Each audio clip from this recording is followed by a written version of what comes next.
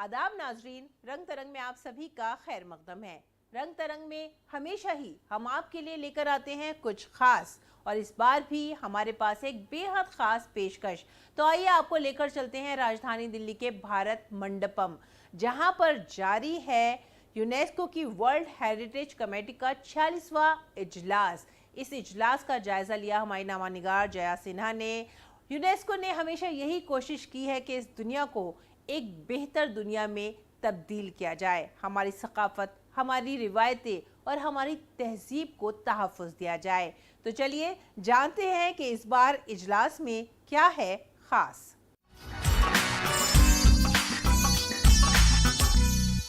भारत कर रहा है विश्व धरोहर समिति के 46वें सत्र की मेजबानी।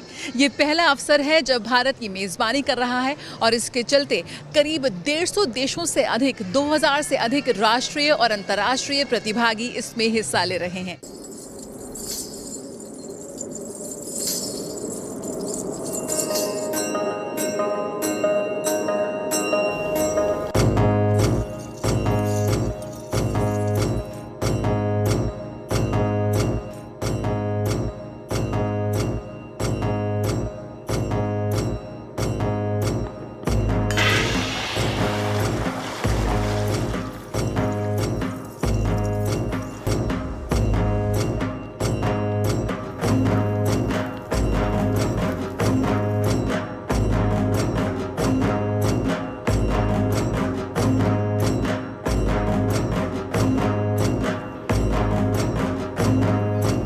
भारत का पूरे विश्व को यही आह्वान है, आइए हम सब जुड़े एक दूसरे की विरासत को आगे बढ़ाने के लिए।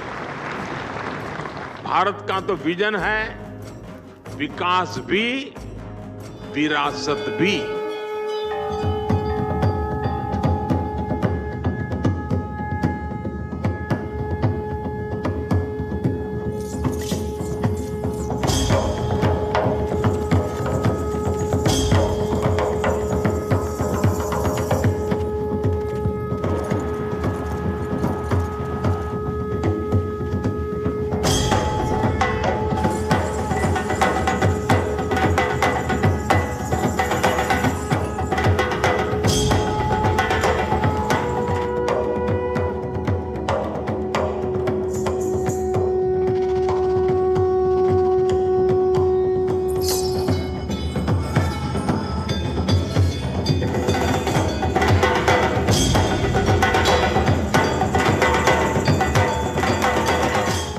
भारत की सांस्कृतिक विरासत और गौरवशाली इतिहास का एक बेहद शानदार उदाहरण पेश करती ये प्रदर्शनी readdress return of treasures. UNESCO world heritage committee के 46वें सत्र में इस प्रदर्शनी का आयोजन किया गया है। उद्घाटन के मौके पर प्रधानमंत्री नरेंद्र मोदी ने इस प्रदर्शनी का अवलोकन किया। इस प्रदर्शनी में दुनिया के कोने कोने से लाई गई करीब 358 कलाकृतियों में से कुछ चुनिंदा यहाँ पर प्रदर्शित की गई हैं। साथ ही साथ उन प्रदर्शित कलाकृतियों के इतिहास को यहाँ पर बताया गया है, कहाँ कहाँ से उन्हें लाया गया है, दुनिया के किस किस कोने से।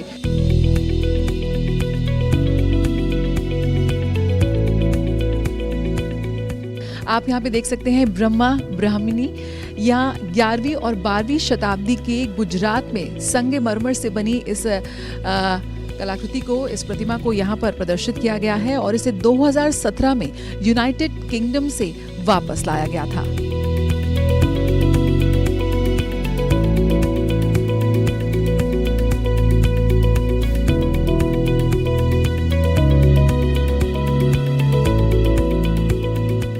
किस तरह से हमारी सांस्कृतिक विरासत को घर वापस लाने में अधिकारियों, संग्रहालयों, विभिन्न राष्ट्रों की ओर से एक सतत प्रयास किया गया और सबने मिलकर भारत की सांस्कृतिक विरासत को वापस लाए, उसी की सफल कहानी कहती है यहाँ मौजूद हर एक कलाकृति।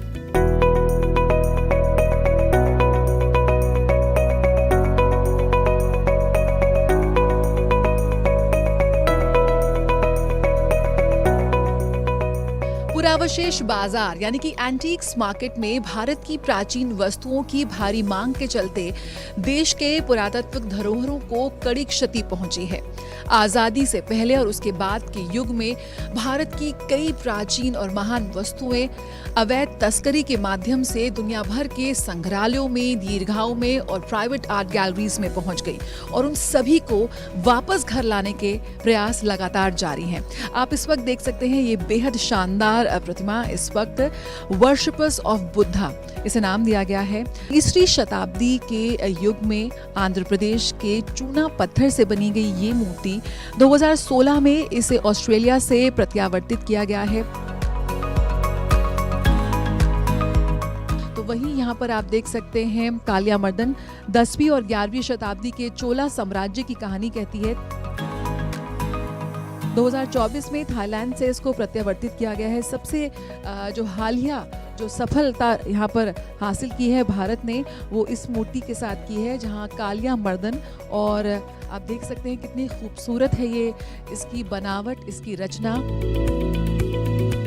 रीएड्रेस, रिटर्न ऑफ ट्रेजर्स, इस प्रदर्शनी में तमाम जो आप प्राचीन वस्तुएं देख रहे हैं, इनकी घर वापसी या कहें पुनर्आगमन इतना आसान नहीं था।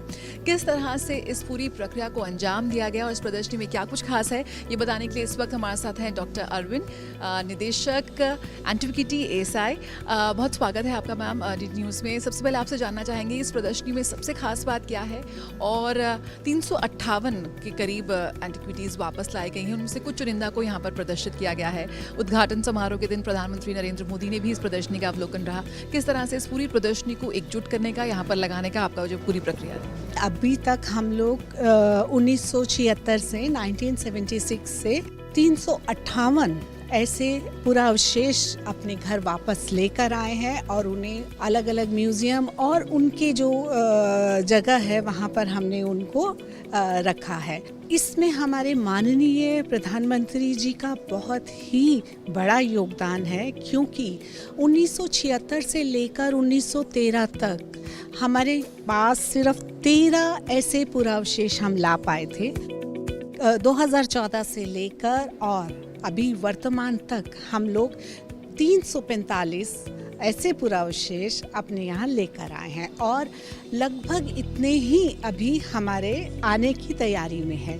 तो ये हमारे माननीय प्रधानमंत्री जी के अथक प्रयासों का और उनके दिशा निर्देशों के कारण इसमें एक तेजी आई है इसमें, और हम लोग एएसआई भी इसमें अपने अथक प्रयासों से निरंतर इस कार्य को करने के लिए प्रयासरत है। और यहाँ आसान नहीं है, काफ़ी जटिल प्रक्रिया होती है। विभिन्न दुनिया भर की जगहों पर हमारी जो प्राचीन वस्तुएं हैं वो मौजूद हैं। कई बार प्राइवेट आर्ट गैलरीज हैं, नेशनल म्यूजियम्स हैं, वहाँ पर ये मौजूद है। तो काफ़ी जटिल पूरा प्रक्रिया रहती है। हाँ, बहुत, बिल्कुल, क्योंकि सभी ऑब्जेक्ट अलग अलग समय में गए हैं। उस समय हम किसी लीगल उसमें उनको वापस लाने की स्थिति में ज़्यादातर समय नहीं रहते हैं, क्योंकि जब हमारा एक्ट जो 1972 एक्ट है, antiquity and art treasure act, उसके अकॉर्डिंगली अगर हम प्रयास करते हैं तो ये बहुत मुश्किल होता है, क्योंकि ज़्यादातर हमारे पुरावशेष उससे पहले बाहर गए हैं। उनका जो भी इल्लीगल ट्रांसपोर्टेशन हमारे देश से बाहर हुआ है और वहाँ की अलग अलग गैलरीज, म्यूज़ियम में वो एग्जिबिट हैं, तो उनसे वो लाना एक बहुत ही मुश्किल कार्य होता है। क्योंकि इसमें एक सबसे महत्वपूर्ण बात ये है कि जब हम किसी भी दूसरी देश से उसको वापस लाने के लिए प्रयास करते हैं या बात करते हैं, तो उसमें प्लेस ऑफ प्रोवेनेंस, यानी वो ऑब्जेक्ट किस जगह का है और कब गया, उसकी कोई एफआईआर है या नहीं है, या कोई थेफ्ट रिपोर्ट है या नहीं है। तो ऐसा कुछ नहीं होने की स्थिति में हमारे लिए बहुत मुश्किल होता है उनको वापस लाना। जैसे मैं एक एग्जांपल दूंगी कि चोला पीरियड की कॉपर प्लेट्स हैं हमारी, जो कि लाइडन यूनिवर्सिटी के पास हैं। हम उनको वापस लाना चाहते हैं क्योंकि वो हमारे इतिहास, हमारे उस चैप्टर को, हमारे पास्ट के उस चैप्टर को बहुत अच्छे से बताते हैं। उनमें उस समय की सोशल इकोनॉमिक कंडीशंस के मेंशंस हैं, लेकिन वो यहाँ से कब गए उसका कोई थेफ्ट रिपोर्ट हमारे पास नहीं है, कोई और डिटेल्स नहीं है। तो इस स्थिति में हम ज़्यादातर निर्भर करते हैं उस देश पर कि वो हमें इसमें क्योंकि वो हमारी धरोहर है, हमारे इतिहास उसमें संजोया हुआ है और हमारी भावनाएं उससे जुड़ी हैं, तो वो हमें उन्हें वापस कर दें। और बहुत सारी देश हैं इसमें जो कि हमें सहयोग भी कर रहे हैं। जैसे कि मैं ऑस्ट्रेलिया का उदाहरण दूंगी, उनके पास बुद्धा स्कल्पचर था जो कि मथुरा से किसी समय इलीगली बाहर गया, और जब वो वहाँ उनकी गैलरी में गया और हम लोगों ने उस पर बात की कि ये हमारे यहाँ से मथुरा का स्कल्पचर है, बुद्धा स्कल्पचर, तो उन्होंने वो हमें वापस किया।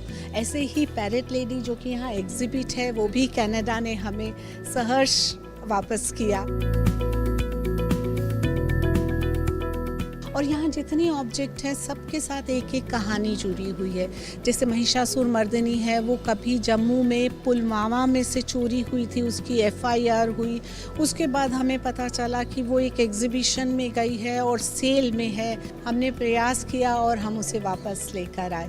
उसके चोरी होने के, उसके वापस लाने के लिए, और उसमें एक पूरी एक मेहनत है ASI की और हमारी मिनिस्ट्री ऑफ कल्चर की और हमारे माननीय प्रधानमंत्री जी। बहुत ज़रूरी है कि जो आने वाली पीढ़ी है वो इस धरोहर और विरासत से रूबरू हो सके, उसकी पहचान कराई जा सके।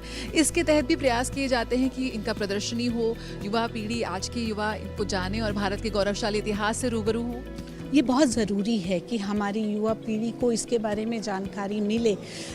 उसका एक बहुत बड़ा कारण है हमारी जो यंग जनरेशन है वो लेटेस्ट इंटरनेट और टेक्नोलॉजी उनसे बहुत फेमिलियर है। तो अगर वो इसके बारे में जानते हैं या उन्होंने कभी एग्जीबिशन ये देखी है, तो उनको ये आइडिया है कि हमारी धरोहर जो बाहर चली गई हैं, हमको उनके बारे में कैसे प्रयास करना है या हम उन धरोहर के लिए क्या कर सकते हैं।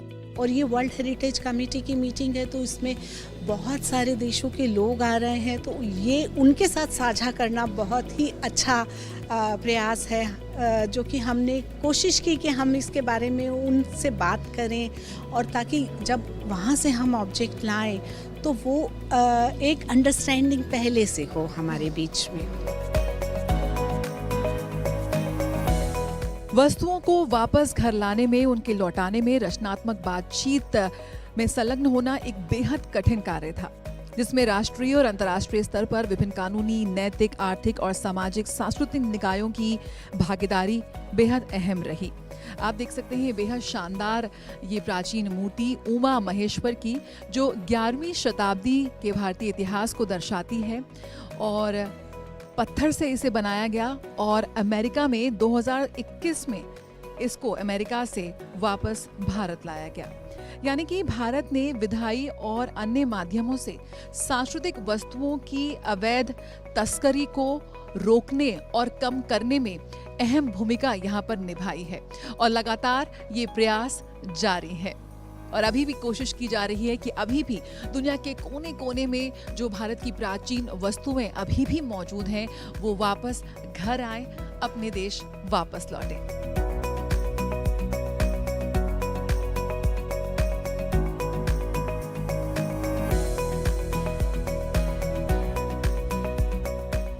इस वक्त मैं मौजूद हूँ एक बेहद खास प्रदर्शनी में जो यहाँ लगाई हुई है, और आप मेरे पीछे देख सकते हैं ये रूमी दरवाज़ा। ये रूमी दरवाज़ा जो है मौजूद लखनऊ में, लेकिन यहाँ पर इस प्रदर्शनी में उसका एक रेप्लिका यहाँ पर बनाया गया है। अवधी संस्कृति को, अवधी जो नक्काशी है उसको यहाँ पर प्रदर्शित करते इस रूमी दरवाजे के साथ साथ जिस तरह से इनक्रेडिबल इंडिया, भारत की जो संस्कृति है, जो हमारी समृद्ध विरासत है, उसकी झलक भी यहाँ पर प्रदर्शित की गई है। एक तरह से भारत मंडपम में इस वक्त एक लघु भारत यहाँ पर बसाया गया है, तमाम उन डेलीगेट्स के लिए, उन लोगों के लिए जो इस वक्त भारत आ रहे हैं इस विश्व धरोहर समिति के 46वें सत्र में हिस्सा लेने के लिए। और हम देख सकते हैं यहाँ पर कि विभिन्न राज्यों राज्यों से खास तौर पर कारीगर यहाँ पर पहुँचे हैं अपनी नायाब वस्तुओं को लेकर, अपनी संस्कृति को लेकर और अपने हथकरघा से बनाए गए उन नायाब उत्पादों को लेकर जो इस वक्त पूरे विश्व में अपनी एक अलग पहचान बना रहे हैं। यहाँ पर हम देख सकते हैं कैसे उड़ीसा की जो इखत तकनीक है, किस तरह से हाथ से जो इखत की जो बुनाई की जाती है इस वक्त यहाँ पर हथकरघा से, वो यहाँ पर करने की कोशिश हो रही है। देख सकते हैं कैसे आज के इस मशीनी युग में भी भारत ने कैसी अपनी जो पारंपरिक तकनीक है, अपनी जो कारीगरी है, उसको यहाँ पर बरकरार रखा है, उसे संरक्षित किया है और उसी की झलक हम यहाँ देख पा रहे हैं। तो हमारा उड़ीसा में जो ज़्यादा फेमस है major technique tie and dye है। टाई एंड डाई में बहुत सारा फाइन डिज़ाइन होता है। उड़ीसा में 31 डिस्ट्रिक्ट में वीविंग हो रहा है। उड़ीसा में वो लोग का पास जितना भी गरीब हो, उनका ट्रेडिशन सारे 10,000 20,000 वो फिर भी लेके वही ट्रेडिशन को चलाते हैं। किस तरह से आपको लग रहा है कि आज जो ये तकनीक है इन्हें एक बाजार मिल रहा है, एक आपको दर्शक या जो खरीदार हैं पसंद कर रहे हैं? हाँ मैडम, अभी ऑलरेडी एक साड़ी सेल हुआ था, 20,000 का एक साड़ी सेल हो गया। हमारा आउट ऑफ कंट्री का एक मैडम लेके गए थे, क्योंकि ये एक अलग ही टेक्निक है। उड़ीसा इंडिया, पूरा इंडिया में उड़ीसा एक सेपरेट। बिल्कुल, तो आज हमारे जो कारीगर हैं उन्हें जिस तरह से जो बाजार मिल रहा है वो हम यहाँ पर देख सकते हैं। उन्होंने 20,000 की एक जो ट्रेडिशनल पारंपरिक इखत बुनाई से बनी हुई उड़िया साड़ी है उसकी उन्होंने बिक्री कर दी है। इसी तरह से तमाम यहाँ पर हम देख सकते हैं विभिन्न जो राज्य हैं उनके स्टॉल्स यहाँ पर लगाए गए हैं। यहाँ पर हम देख सकते हैं दिल्ली, हरियाणा, हिमाचल प्रदेश, किस तरह से जो टूरिज्म पर्यटन क्षेत्र को यहाँ पर बढ़ावा देने की कोशिश है सरकार की ओर से, और यही वजह है कि यहाँ पर अपने स्टॉल्स के साथ यहाँ पर वो आए हैं लोग। तमाम ये कोशिश कर रहे हैं कि किस तरह से यहाँ पर जो मौजूद तमाम डेलीगेट्स आ रहे हैं, दर्शक आ रहे हैं, एक तरह की झलक उन्हें मिल सके कि वो ज़रूर जो देश के विभिन्न राज्य हैं वहाँ पर पहुँचे और वहाँ पर क्या कुछ खास है, क्या कुछ स्पेशल है उनके लिए, तमाम जो टूरिस्ट यहाँ पर आए हुए हैं वो उसको पहचान सके। द इनक्रेडिबल इंडिया और जो पर्यटन को एक बढ़ावा देने का प्रयास है उसकी एक झलक आप यहाँ देख सकते हैं।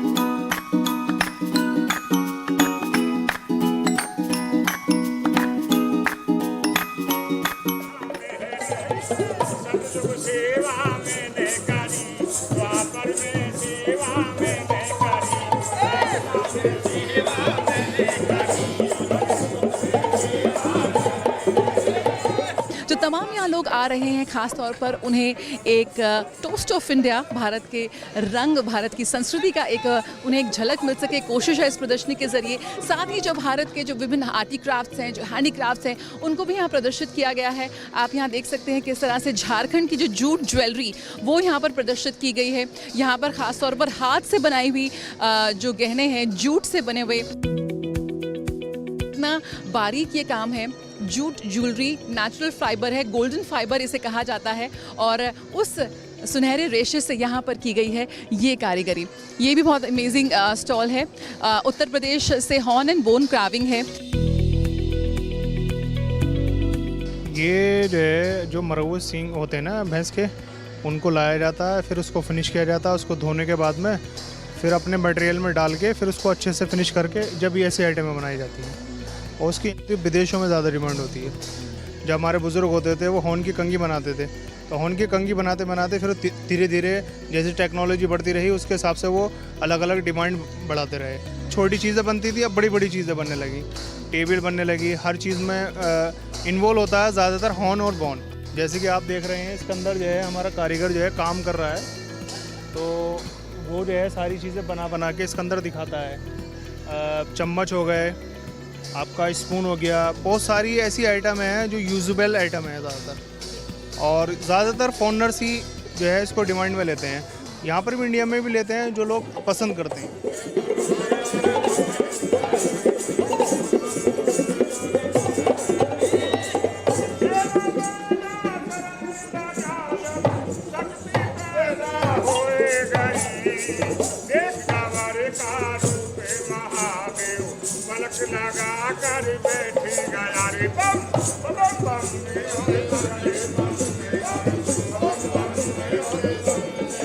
आप ये देख सकते हैं किस तरह से जो मेटल की कारीगरी, ढोकरा आर्ट बहुत फेमस है, सदियों से चली आ रही है। ये ढोकरा आर्ट की ये कला जहाँ पर मेटल को किस तरह से कला के विभिन्न नमूनों में ढाला जाता है, उसकी झलक हम यहाँ देख सकते हैं। तो वही हम जैसे बात कर रहे हैं कि लगातार जो हर विभिन्न जो राज्य हैं वो अपनी अपनी जो संस्कृति है, जो अपनी कला है, उसको लेकर यहाँ पर पहुँचे हुए हैं।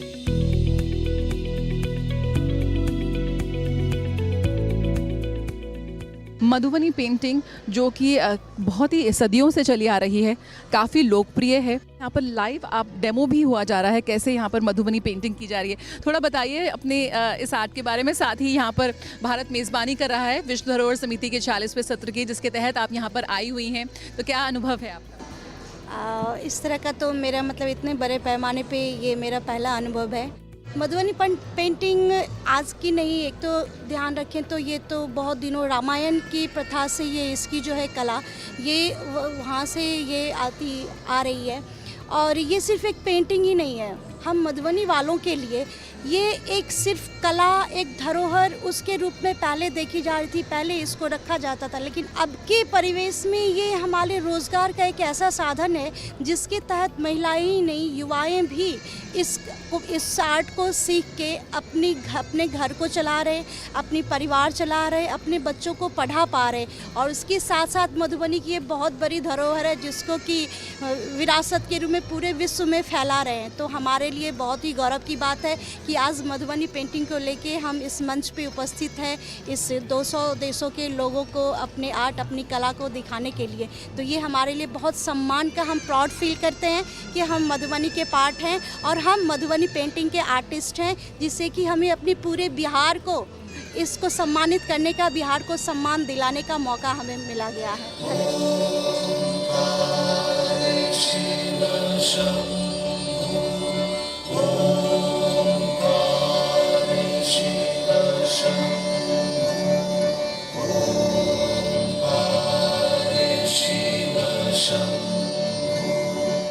इनक्रेडिबल इंडिया, इस प्रदर्शनी का एक बेहद खास अंग है ये पेविलियन। आयुष मंत्रालय की ओर से ये पेविलियन लगाया गया है जहां पर भारत की जो आयुर्वेद चिकित्सा पद्धति है उसे यहाँ प्रदर्शित करने का प्रयास किया गया है।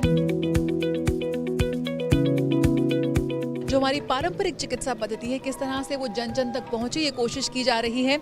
हमारे साथ डॉक्टर लक्ष्मी हैं। डॉक्टर लक्ष्मी, क्या कुछ आपने प्रदर्शित करने की कोशिश की है इस पेविलियन में? हम यहाँ पे हमारे ट्रेडिशन को प्रदर्शित कर रहे हैं। हमारा आयुर्वेदिक, हमारा होम्योपैथी, जो भी हमारा मिनिस्ट्री ऑफ आयुष में जितने भी हमारे ट्रेडिशनल मेडिसिन है उसके पीछे जो भी साइंस है उस साइंस को दिखाने के लिए हम लोग यहाँ पे आए हैं। जो भी ट्रेडिशनल मेडिसिन है वो सारी एविडेंस बेस्ड है, वो उसका एक स्टैंडर्ड फॉर्मेट है, प्रोटोकॉल है और हर प्रोटोकॉल के हिसाब से आज हम एविडेंस जनरेट कर रहे हैं। और उसी को दिखाने के लिए आज हमने कई सारी हर्ब्स जो कि एविडेंस बेस्ड प्रूव्ड हर्ब्स हैं हमारे ट्रेडिशनल सिस्टम में, वो सब यहाँ पर आपको दिखाई गई है। बिल्कुल, कोरोना के बाद जिस तरह से जो भारत की जो पारंपरिक पद्धतियां हैं, चिकित्सा पद्धति, उसको लेकर पूरे विश्व का खास आकर्षण बढ़ा है। और यहाँ पर जिस तरह से डॉक्टर लक्ष्मी बता रही हैं कि वो उन्होंने यहाँ पर प्रदर्शित की हैं, ये हमारे मसाले हैं जो हम तमाम जो भारतीय हैं दुनिया के जिस जिस कोने में मौजूद हैं, ये मसाले वो अपने घरों में इस्तेमाल करते हैं और वो यहाँ पर प्रदर्शित किए गए हैं। घर में मसाले जो हमारी मम्मी हमें करके देती हैं वो सब हमारे ऐसे मसाले हैं जो हमारे हेल्थ को मेंटेन रखते हैं, डिजीज़ को प्रिवेंट करते हैं। उनमें से जो भी मेडिसिन रखी हुई हैं उसमें घर के मसालों की कई सारी चीज़ें आपको दिखेंगी। सौंफ, काली मिर्च, पिपली, लौंग, इलायची, ये सब चीज़ें हमारे रेगुलर यूज़ में रहता है और जो कि हम नहीं जानते मेडिसिन है और हम कंज्यूम कर रहे हैं हमारे हेल्थ के लिए। किस तरह से आप देख रहे हैं कि यहाँ पर स्टॉल पे काफ़ी लोग आ रहे हैं, वो इस बारे में पूछ रहे हैं, कैसे आप उनको समझा रही हैं? और यहाँ पर आप देख सकते हैं कि यहाँ पर इनके जो प्लांट्स हैं, जहाँ से ये डिराइव की गई हैं तमाम स्पाइसेस, वो भी प्रदर्शित किए गए हैं।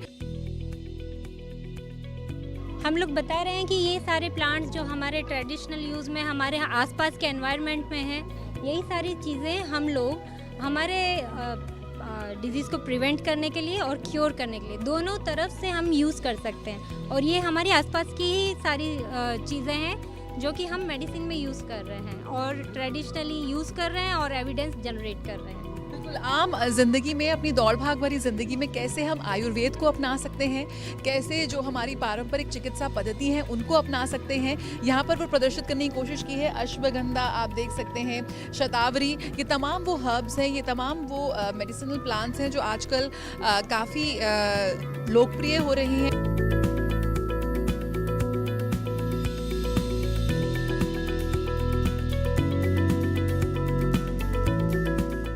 India, from what I see so far, is doing an excellent job in organizing the facilities, creating the good conditions for the long work of the committee, where we decide on how we promote but also safeguard our heritage. Here for the first time in India on the World Heritage Committee, and we are delighted. Belgium is a member of the committee now for the third year, and we think it's very important meeting. So we are very happy that we can have it here. It's the first time for many people of our delegation to visit India, and we were really amazed by the video we already saw and the speeches we heard, and we are also very impressed by the commitment of India, of the government of India, with this contribution of 1 million to the World Heritage Funds, and so it's very encourageable, and we think it's important. Heritage, World Heritage, the list, the UNESCO, it is a matter that convenes us all. It is a matter of all humanity, so we are really delighted that we can have this meeting in India. Bharat UNESCO world heritage conservation के लिए $1 million की सहायता राशि देगा। इस बात की घोषणा की प्रधानमंत्री नरेंद्र मोदी ने विश्व धरोहर समिति के 46वें सत्र के उद्घाटन के अवसर पर। साथ ही प्रधानमंत्री ने पूरे विश्व से अनुरोध किया कि विकास भी विरासत के मंत्र पर आगे बढ़ते हुए आइए एक साथ मिलें और इस क्षेत्र को बढ़ाएं, रोजगार के नए अवसर प्रदान करें और आइए अपनी वैश्विक धरोहरों को संरक्षित करें। कैमरा पर्सन मुर्मुकुट शर्मा के साथ जया सिन्हा, डीडी न्यूज, दिल्ली। हमारी रिवायतें, हमारी विरासत और हमारी सकाफत ही हमारी पहचान है। रंग तरंग में हमारी हमेशा यही कोशिश रहती है कि भारत की इस सकाफत को हम तहफ़्फ़ुज़ दें और नौजवानों को रोशनास कराएं उनकी तहजीब से। अगले हफ्ते इसी वक्त इसी चैनल पर हमसे मिलना मत भूलिएगा। तब तक के लिए आप हमारी पूरी टीम को दीजिए इजाज़त। आदाब।